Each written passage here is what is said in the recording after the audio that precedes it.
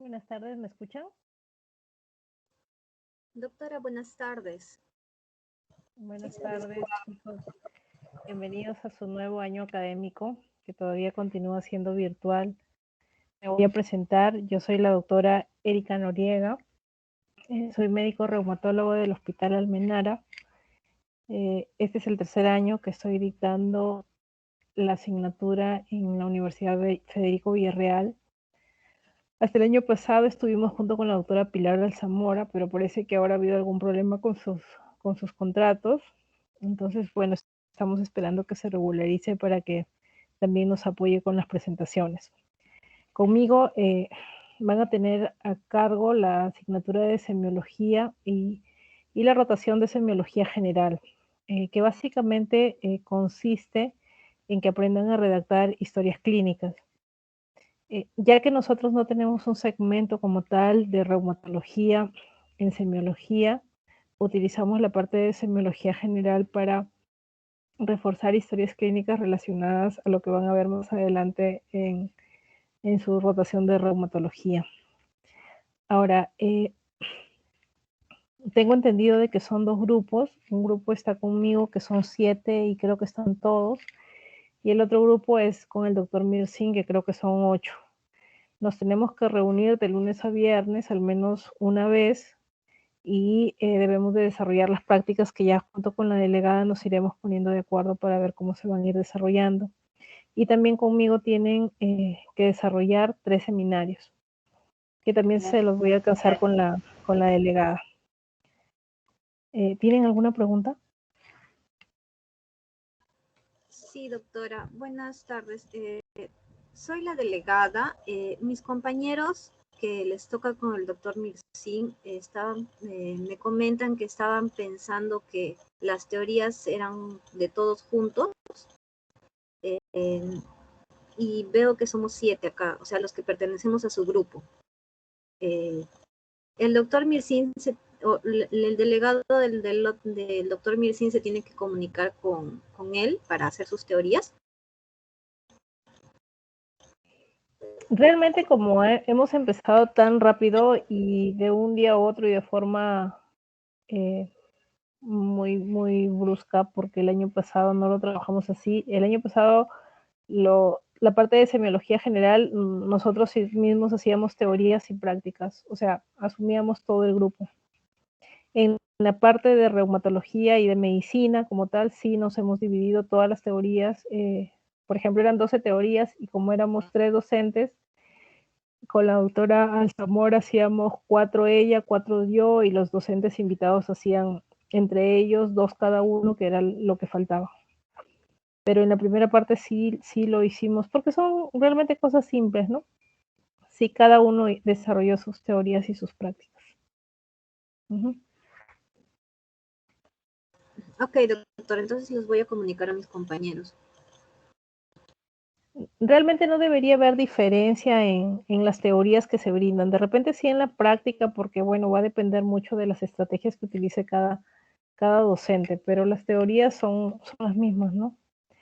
Inclusive las teorías que tenemos ahorita, el año pasado las elaboramos la doctora Pilar Alzamora, las primeras teorías que, bueno, con su permiso voy a presentar las primeras de ella. Después la doctora Hipólito desarrolló también otras 4 y yo desarrollaba las 4 últimas. Pero así se mantuvo durante todo el semestre, ¿no? Y cada uno dictaba sus 12 teorías y sus 12 prácticas. Ya en medicina sí cambiamos porque eran aspectos mucho más amplios y decidimos hacerlo así. Pero es cuestión de organización, ¿no? Por ahora hemos quedado que cada quien desarrolla sus teorías y sus prácticas con su grupo. Si cambia más adelante, igual les informaremos, pues, ¿no? ¿Alguna otra pregunta? Ahora, ¿ustedes están llevando otro curso aparte del curso que llevan conmigo? O sea, aparte de semiología, ¿llevan más cursos? ¿Cuál es su disponibilidad de horario? Sí, doctora, la verdad es que justo estamos iniciando hoy día con usted. En la mañana a mediodía tuvimos una reunión con la doctora, la encargada de semiología, pero básicamente fue para para conocernos, nos llamó lista, prendimos la cámara, nos saludó y dijo que hoy día a las 9 teníamos la presentación del sílabus y para aclarar algunas especificaciones. Pero después de otros cursos todavía estamos juntando a los compañeros, está haciendo las listas, y así que no sabría decirle de los horarios todavía. Me imagino de que eso también lo van a manejar con cada docente porque depende de la disponibilidad, ¿no? Pero, o sea, aparte de semiología, la pregunta es, ¿no están llevando otro curso más?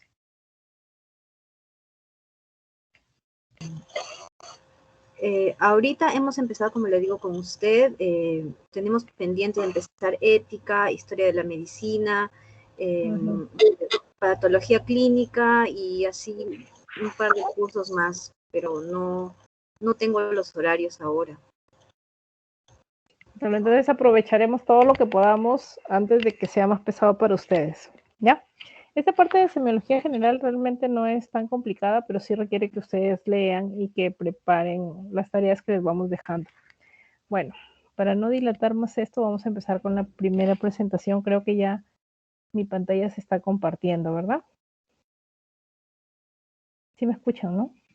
Sí, doctora, sí se comparte y se escucha.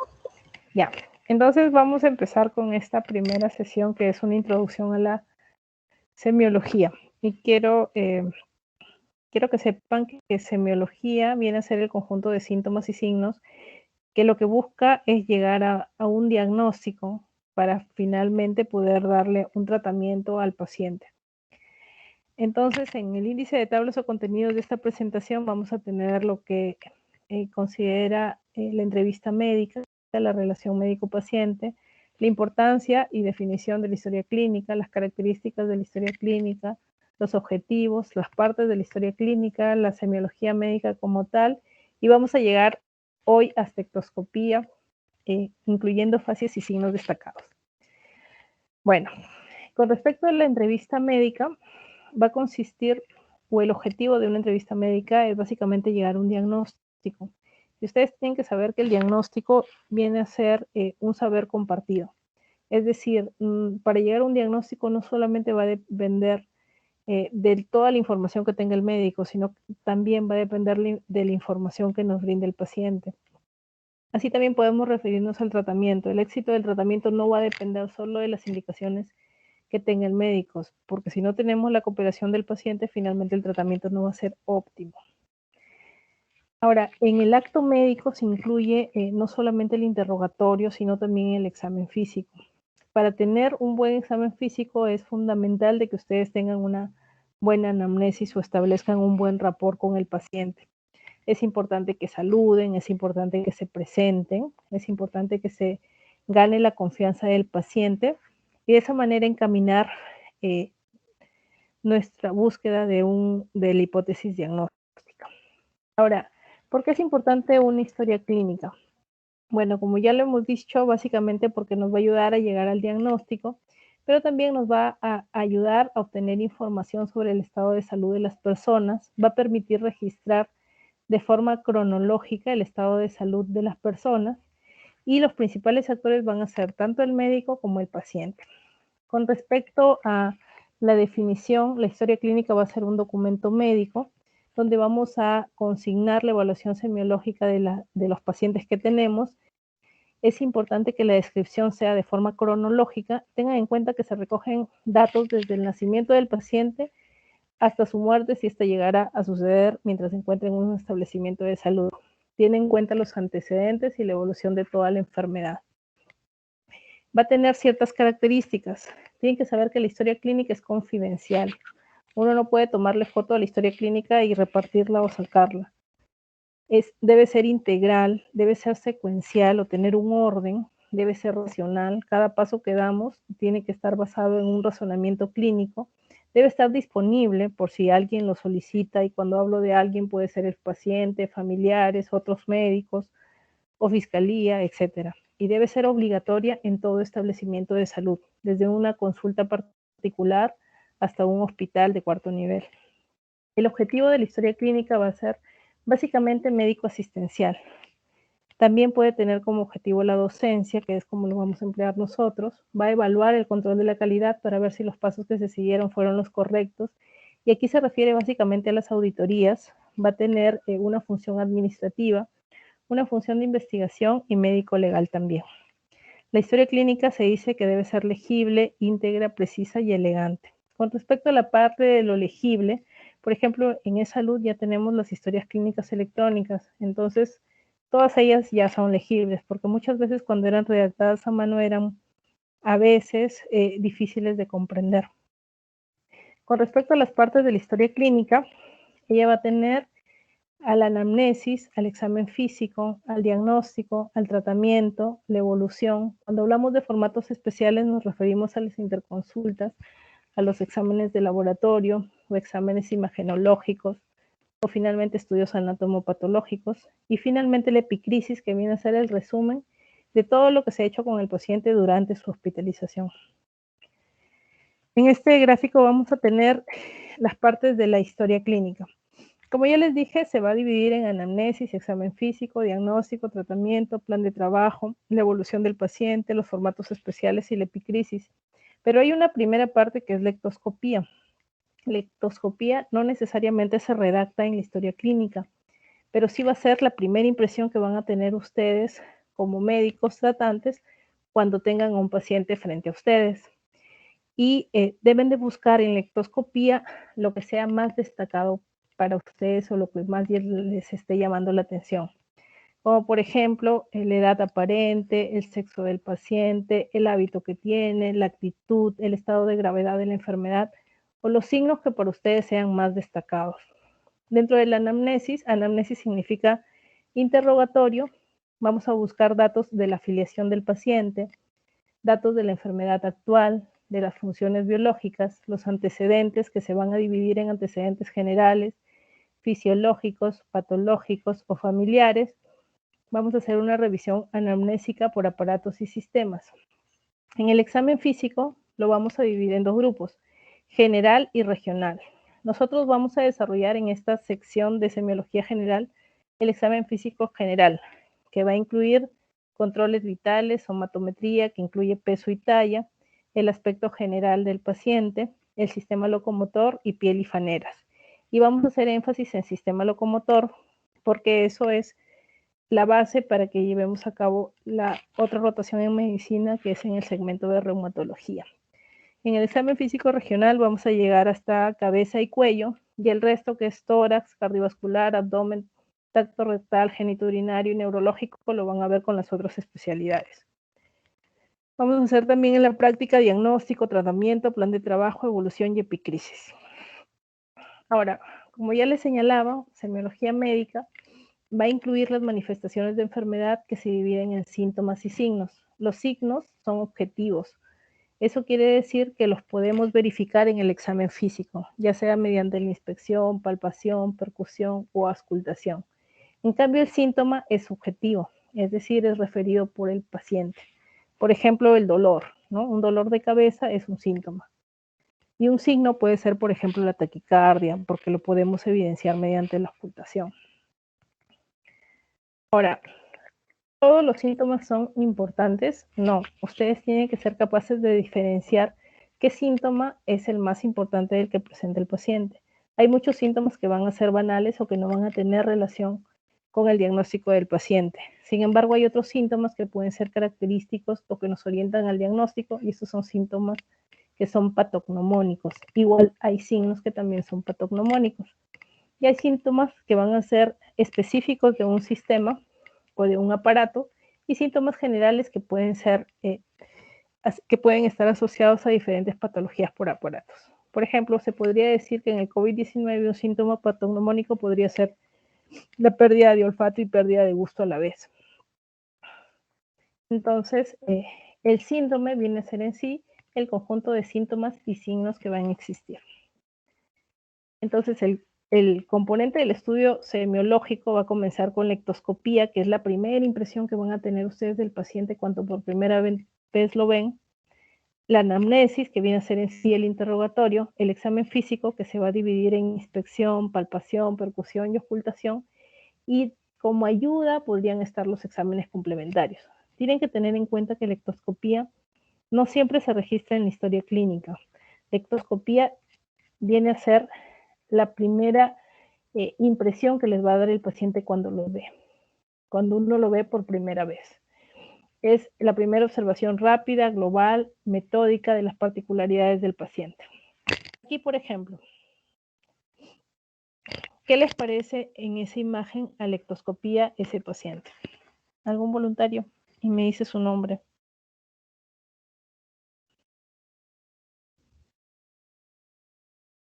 ¿Me escuchan? Sí, se le escucha. Desorientado.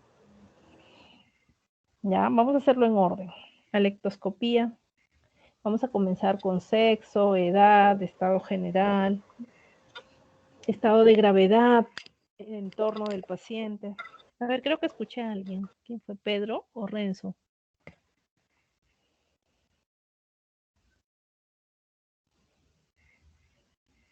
Alguien, porque al final hay varias imágenes y todos van a tener que participar. Arias. A mí me gusta llamarlos por su nombre. Nelia, ¿verdad? Nelia. Sí, bueno, se aprecia un paciente pediátrico de sexo masculino, desnutrido. ¿De qué edad aproximadamente? Desnutrido, con característica de estar, parece deshidratado también, con cara dolorosa.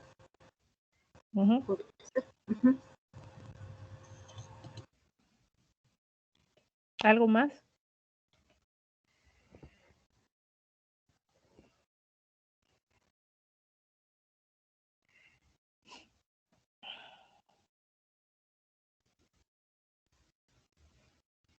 Recuerden que la ectoscopía incluye el género del paciente, una edad aparente aproximadamente de tantos años, el estado de gravedad, está grave, no está grave, y los signos más destacados, que algunos de ellos los ha mencionado su compañera, pero también incluye el entorno. Respecto a eso, ¿qué podrías agregar, Nelia?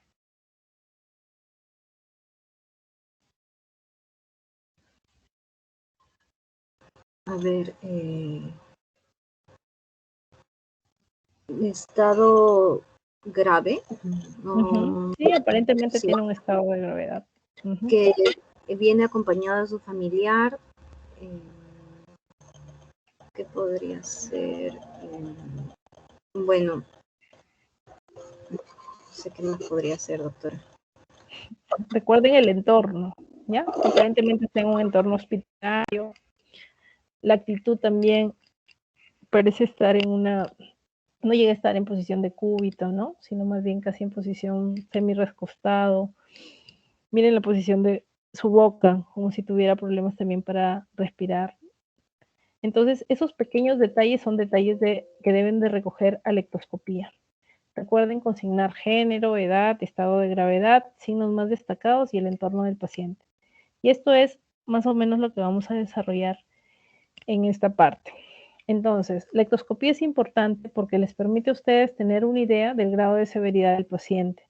Para ello es necesario que ustedes se entrenen observando pacientes. Dentro de la ectoscopía, también ustedes pueden agregar a lo que ya hemos señalado el hábito corporal del paciente, la actitud que tiene, y en actitud, que ya lo vamos a ver más adelante, vamos a tener que hay actitud de cúbito supino, de cúbito prono, de cúbito lateral, hay actitudes especiales como actitud en ortopnea, el estado nutricional del paciente, el estado de hidratación, las facies, su estado de conciencia y los signos que más se destaquen. Bueno, hay factores que van a favorecer una ectoscopía adecuada y dentro de ellos es muy importante el ambiente. Es importante la iluminación, es importante tener una temperatura adecuada, que exista privacidad, que haya silencio. Es importante también el apoyo del paciente con respecto a que tenga una buena posición, que haya confianza, que haya una ropa apropiada para el examen, y lo que se aconseja es que la zona que queremos examinar se encuentre desnuda, porque si no, no lo vamos a poder observar, y que se encuentre relajado. Por parte del médico debe hacer Una ectoscopía con paciencia, con respeto, requiere obviamente conocimientos previos y competencias que se deben de adquirir en su formación. Hay otros puntos que también pueden observar, como por ejemplo las prendas de vestir, el aseo corporal, la contextura corporal, la talla, la actitud del paciente, los acompañantes que se incluyen en el entorno. Entonces, aquí están los diferentes puntos que ya hemos dicho que vamos a ver en ectoscopía. También es importante muchas veces ver la marcha del paciente, ya que hay enfermedades neurológicas que se manifiestan con alteraciones a la marcha.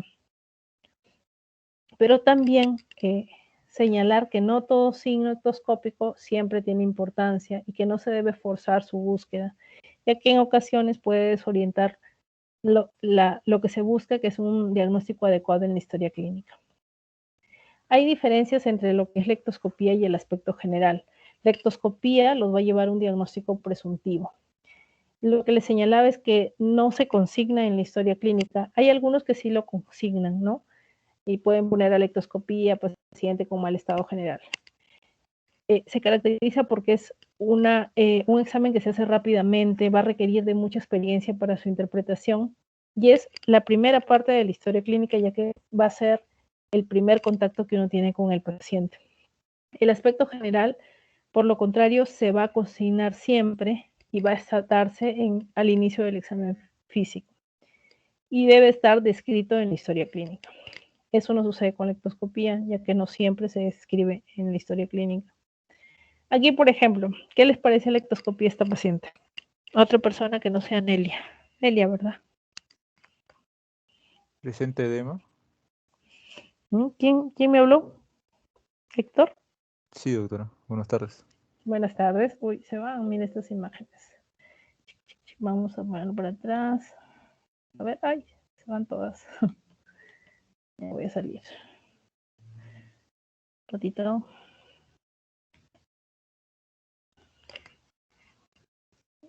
Nos habíamos quedado en esta imagen. Recuerden que cuando, a ver, ahí no, ahí ya no se corre, creo. Ya, recuerden que siempre vamos a empezar. Paciente a la ectoscopía nos parece de tal sexo, de tal edad, tiene tal actitud y después los signos que más nos parezcan que nos llaman la atención. A ver, Héctor, adelante. Una paciente de tercera edad, sexo femenino. ¿Qué más? A ver. Yo veo que presenta edema en los miembros inferiores y también los miembros superiores. Sí, pareciera que estuviera en anasarca, ¿cierto? Con un abdomen abultado. Recuerden que siempre la ectoscopía es la primera impresión que tienen. Gracias, Héctor. ¿Ahí alguien? Stephanie.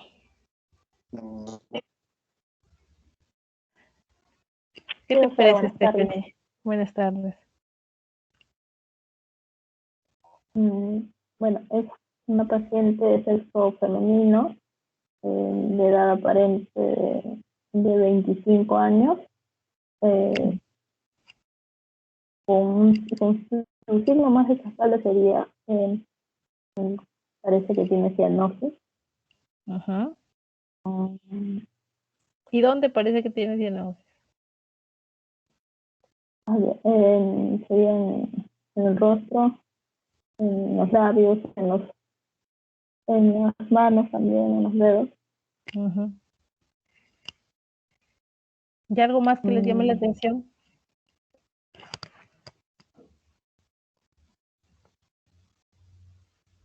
¿La forma de los dedos? Claro, la forma de los dedos, ¿verdad? Esos dedos. Parece ¿Qué un forma? estado de cansancio. ¿Quién habló? ¿Pedro? ¿O Héctor? ¿O Renzo? Joaquín.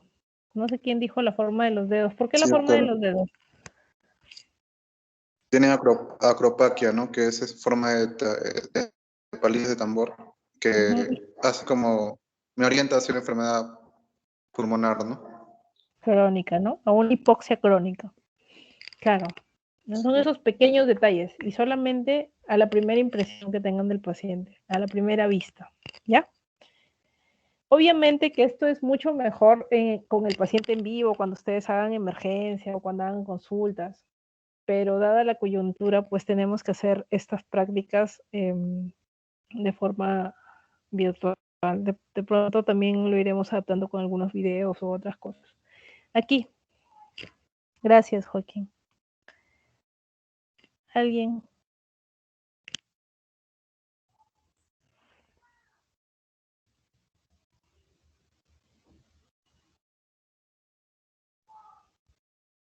Tienen que participar todos, ¿ah? ¿Algún voluntario? Doctora, buenas noches. ¿Me escucha? Sí, sí escucho. Renzo. Sí. Ver, género de paciente masculino, de edad aparente de 8 a 12 años aproximadamente. Estado de gravedad, bueno, grave, como se ve. Signo más destacado podría ser la hemoptisis. Siempre cuando vean un paciente sangrando va a llamar más la atención. Y recuerden siempre del sangrado la característica, si es rojo rutilante, si es oscuro, si es asociado a tos, si es asociado a náuseas o vómitos. Gracias. Creo que Ingrid levantó la mano. Ingrid, ¿y ahí qué te parece esa imagen, alectoscopía? Es un paciente de sexo masculino. ¿Sí? No parece masculino. No, perdón, es que estoy desde mi celular, doctora, y bueno, ahorita lo acabo de acercar un poco más, y bueno, es del sexo femenino, de aproximadamente, bueno, tendrá entre unos 40 años más o menos. Presenta algunos moretones, estrías también, es obeso. Presenta como que, o sea, tiene la piel rojita en los cachetes. Eritema, sí. Eritema.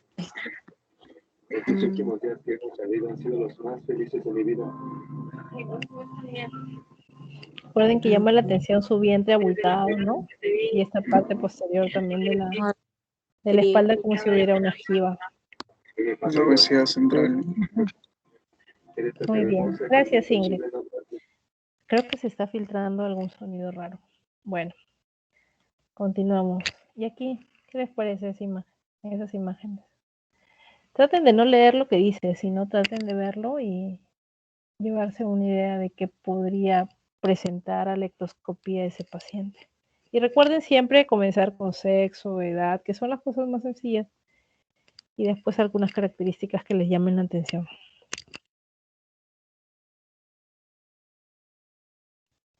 Alguien que no haya participado.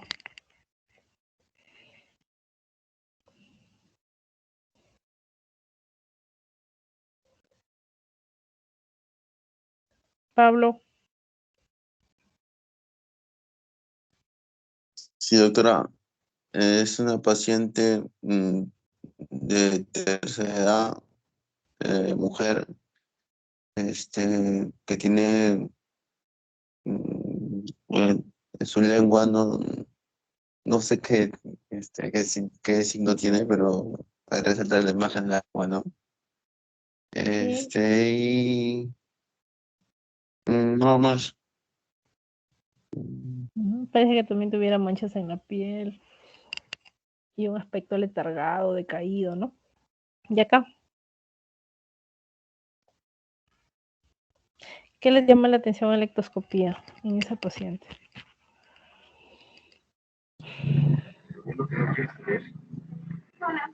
¿Pedro?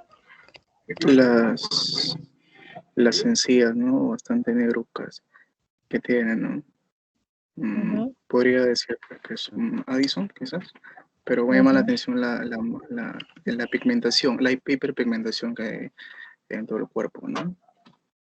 Porque no es normal que haya una pigmentación en zonas de las encías, ¿no?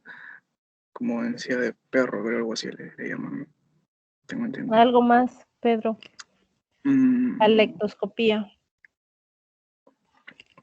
Muy delgada también.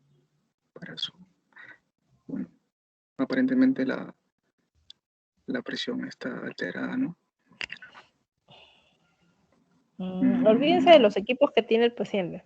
Traten de mirar la figura y comencemos. Es una paciente de sexo tal, de edad tal, y lo que me llama la atención a la primera inspección o a la primera observación que tengo es tal cosa. Bueno, ya dijo las encías. ¿Algo más? ¿El color de la piel es uniforme? No. Vitiligo, manchas blancas. Claro. Tiene manchas acrómicas en la parte del tórax. ¿Tendrá un mal estado general? Cansancio, agotamiento. Como Pero me está de la pie igual, ¿no? en el rostro, me parece. Gracias.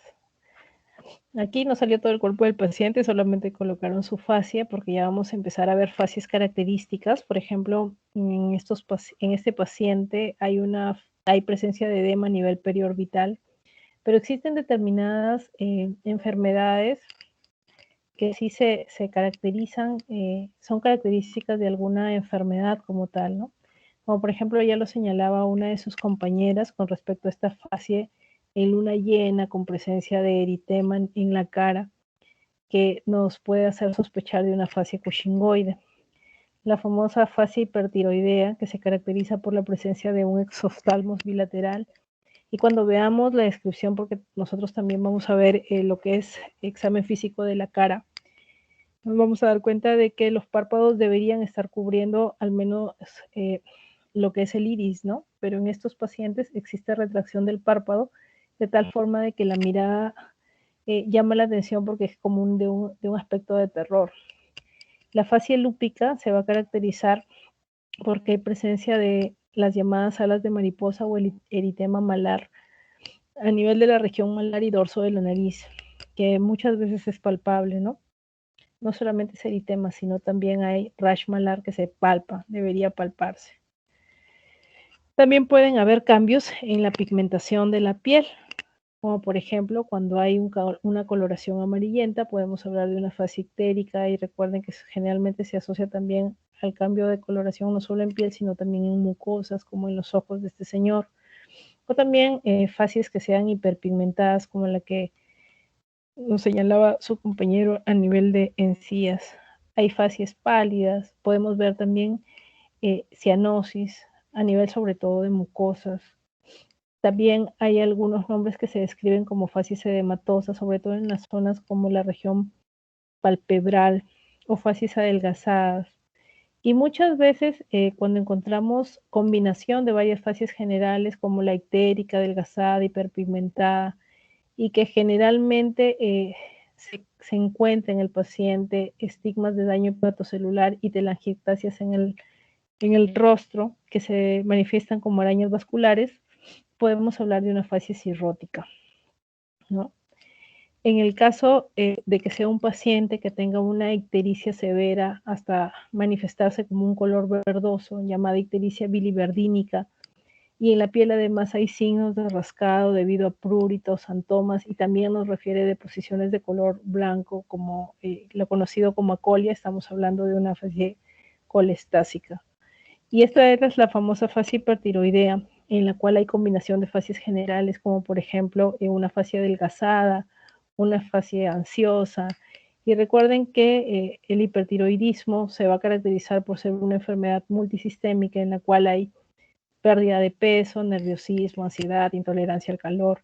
Y lo que observamos es la retracción de párpados y el exoftalmo bilateral.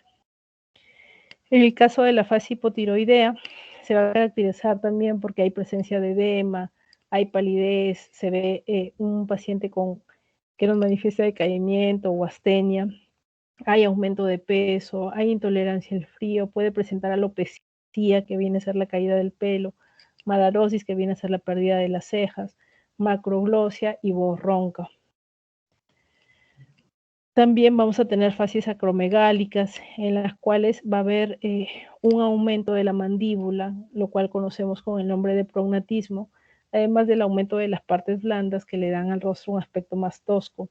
Y el paciente también va a tener una voz más profunda, con debilidad de músculos proximales. Esta fascia también ya la habíamos visto en uno de los dibujos que presentamos antes, que es la fascia cushingoide, que se caracteriza porque hay edema y también rubicundez. Aquí está la fascia de Addison, que se caracteriza también por ser adelgazada e hiperpigmentada. Aquí teníamos la fascia lúpica, que se caracteriza por el eritema malar en forma de alas de mariposa, que generalmente se da en mujeres de edad fértil. Esta fascia realmente más se palpa que se ve. La fascia esclerodérmica, que se va a caracterizar por un engrosamiento de la piel y donde van a haber además borramiento de surcos y disminución de la apertura bucal. Y también es muy característico en estos pacientes el cambio de coloración de las regiones distales de los dedos como fenómeno de Raynaud. La ictericia flavínica se va a caracterizar porque además de ictericia va a haber palidez a nivel de piel y mucosas, no suele presentar coluria y se va a ver sobre todo en pacientes que tengan anemia hemolítica, pueden además tener esplenomegalia. Esta fascia adenoidea en aquellos niños que respiran por la boca por tener una hipertrofia de los adenoides y permanecen con la boca entreabierta. Entonces recuerden siempre que a la ectoscopía también vamos a buscar los signos que más destaquen, como por ejemplo en estos pacientes que tienen una obesidad centrípeta mórbida y que se asocian sobre todo a la enfermedad de Cushing, que también lo habíamos visto antes. Estos pacientes que puedan tener edema facial a nivel del cuello y también de las extremidades superiores, debemos de descartar tumores mediastinales en el caso del síndrome de vena cava superior. Y aquí, por ejemplo, en estos deditos, ¿qué les llama la atención? En la primera imagen, la que tiene fondo verde. ¿Alguien que quiera participar? Y que no haya participado. Creo que me faltan todavía, ¿no? Renzo. ¿Qué les llama la atención? ¿Todos serán iguales? ¿O la manito que quieran describir? Participen, tienen que participar todos. Parece que hay nódulos. ¿En cuál imagen? Joaquín, ¿verdad? Más en la derecha, creo. En esa veo que hay como entre la Ajá, articulación del plan. Parece ajá. que hay como, está hinchado, inflamado, ¿no? Sí, hay presencia de nódulos en las interfalángicas distales y esto recibe el nombre de nódulos de Everden. ¿Ya? Y cuando se presentan en las interfalángicas proximales reciben el nombre de nódulos de Bouchard. Y eso es característico de la osteoartrosis. Muy bien. Y en la imagen que está acá abajo, ¿qué les llama la atención?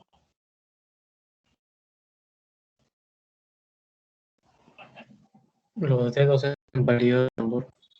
La Así es, acropaquia. Renzo, la acropaquia. Que como ya lo había señalado uno de sus compañeros, nos hace pensar de una probable hipoxia crónica por probablemente problemas pulmonares, ¿verdad? Y en esta imagen de los cuatro deditos, ¿qué les llama la atención?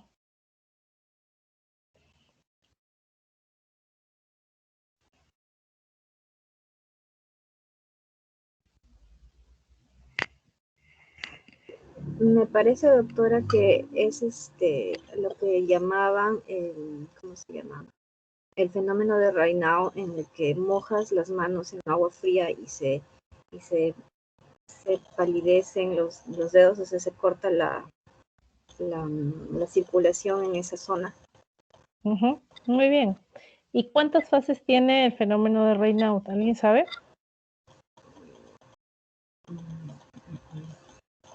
Tiene 3 fases. Una fase pálida, una fase cianótica y una fase de rubicundez, ¿no? Y se produce por una vasoconstricción que se puede producir por agentes externos, como por ejemplo el frío extremo.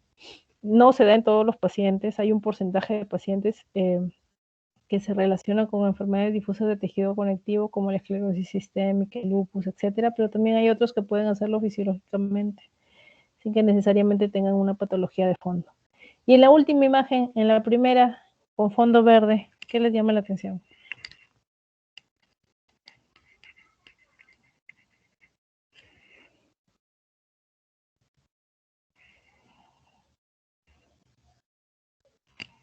traten de ver sus manos, que me imagino que son manos normales, y compárenlo con la figura que está acá.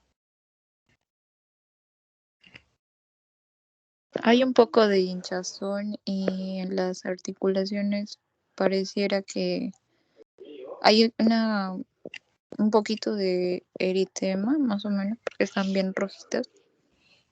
Recuerden siempre decir qué articulación. ¿En qué articulación? Porque las manos tienen interfalángicas. Distales y No, proximales. las proximales son estas. Sí se ve mi mouse, ¿no? Y las distales son estas. Se ve más en las proximales, ¿no? Aunque también pareciera que tuvieran las distales. Y noten que no tiene arrugas. Miren sus manos. Tienen algunas arrugas en las articulaciones, pero acá no. Hay pérdida de los surcos. Y eso se da porque la piel está gruesa, ¿no?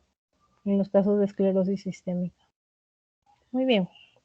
Entonces, como bien lo decía su compañera, inicialmente va a haber una hinchazón o un edema de los dedos en forma de dedos de salchicha. Hay borramiento de los pliegues y pueden haber presencia de úlceras a nivel unguial o también heridas a nivel de las interfalángicas proximales, metacarpofalángicas o de las distales. Como lo decía muy bien otro de sus compañeros, si observamos con detalle, podemos ver de que no es normal la presencia de estos nódulos a nivel de las articulaciones interfalángicas distales y reciben el nombre de nódulos de Everden o nódulos proximales o nódulos de Bouchard, que son típicos de la artrosis. Y si sabemos que una mano normalmente no debería tener estas desviaciones, pues cuando las veamos nos daremos cuenta de que estamos frente a deformaciones en forma de cuello de cisne, a subluxaciones metacarpofalángicas que se asocian sobre todo con la artritis reumatoide. Esto también lo hemos visto y ustedes también lo han señalado muy bien en aquellas imágenes en las cuales haya un aumento distal de las partes blandas de los dedos y también de las uñas. Podemos observar que estos dedos reciben el nombre de dedos hipocráticos y se relaciona sobre todo con procesos de hipoxia crónica que nos debe hacer pensar sobre todo en trastornos a nivel pulmonar. Aquí tenemos el fenómeno de Raynaud, como bien lo decía una de sus compañeras, que se va a caracterizar por cambios de color de los dedos, donde van a haber 3 fases. La primera de palidez, que se relaciona con la vasoconstricción. La segunda de eritema, que se relaciona con la hiperemia, y finalmente la cianosis. Generalmente algunas veces se asocia con enfermedades de tejido conectivo y en otros casos no tiene relación. Los cambios de coloración de la piel, como por ejemplo la presencia de estas placas acrómicas que se relacionan con el vitiligo, y finalmente el aumento de volumen, que no es usual como sucede en el bocio difuso. Bueno, esto ha sido todo respecto a ectoscopía. Vamos a continuar mañana con lo que es anamnesis y si podemos un poquito, creo que anamnesis, enfermedad actual, antecedentes. En fin, voy a alcanzarle con anticipación las clases a su compañera. ¿Tienen alguna duda? Estos han sido los manuales que se han usado para esta exposición. Generalmente se puede usar el Argente, yo uso el Suros, que también tiene bastante información de semiología, pero estos han sido los que ha usado la doctora Zamora para elaborar esta exposición. ¿Tienen alguna duda?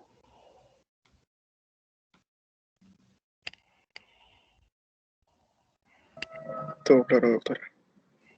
Ok.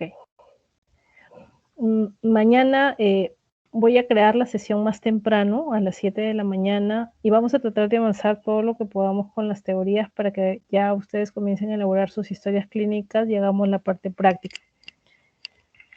Creo que ahora también nos está acompañando el doctor Mirsin.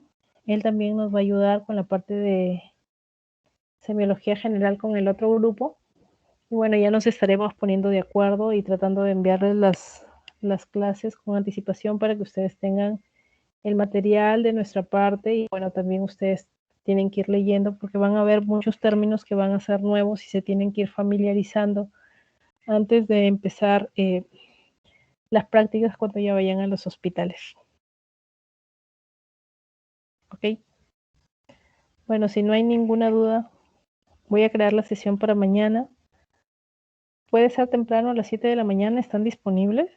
Me pongo de acuerdo con la delegada mejor. Sí, doctora. Creo que los chicos tienen algún problema para iniciar mañana a las 7 de la mañana.